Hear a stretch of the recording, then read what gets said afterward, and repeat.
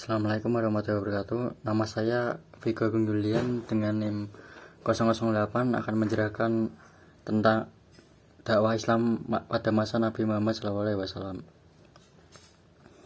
Biografi Nabi Muhammad SAW.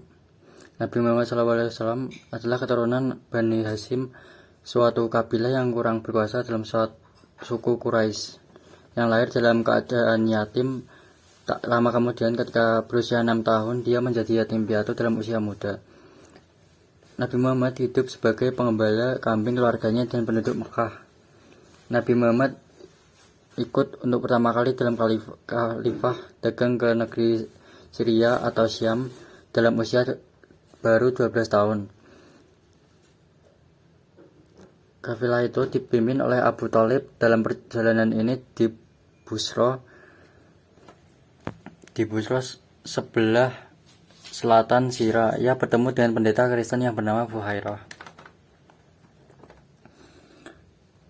Dakwah Rasulullah SAW pada periode Mekah.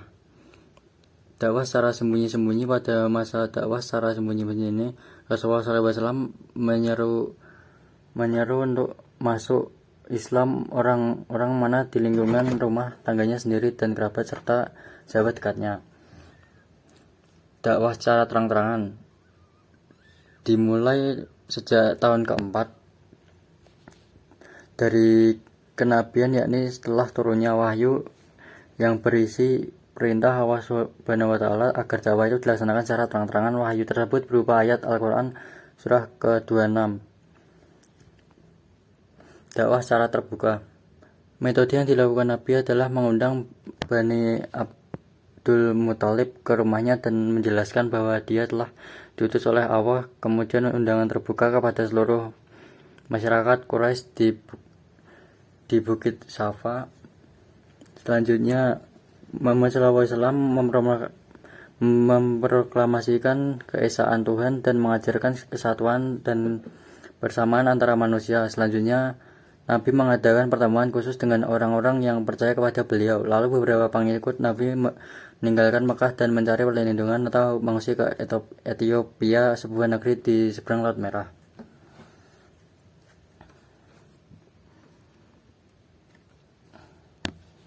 Dakwah Rasulullah SAW pada periode Madinah. Pertama, pemboikotan terhadap Bani Hashim dan Bani Muthalib, keluarga besar Muhammad SAW. Kedua, Rasul bersama Zaid bin Haritsah pergi hijrah ke Taif untuk berdakwah. Ajaran Rasulullah SAW itu ditolak dengan kasar. Ketiga, wafatnya dua orang yang sangat dicintainya, yaitu pamannya Abu Thalib dalam usia 87 tahun dan istrinya yaitu Khadijah. Dalam sejarah disebut Amul Husni atau tahun kesedihan atau tahun duka cita.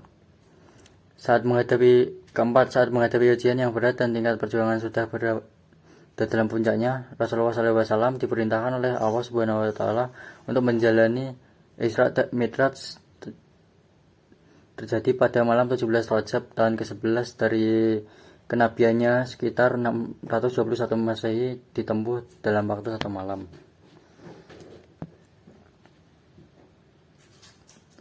Menyampaikan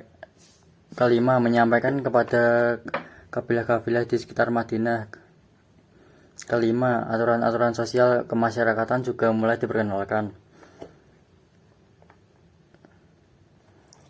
Keenam, kaum muslimin Madinah menjadi kelompok mayoritas dan memegang kekuasaan politik.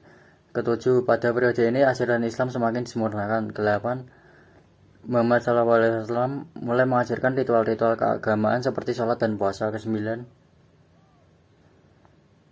di Madinahlah beliau membuat suatu perjanjian bersama masyarakat Madinah yang terdiri dari Muqaddimah dan 10 bab yang disebut dengan Piagam Madinah. Sekian dari saya, terima kasih.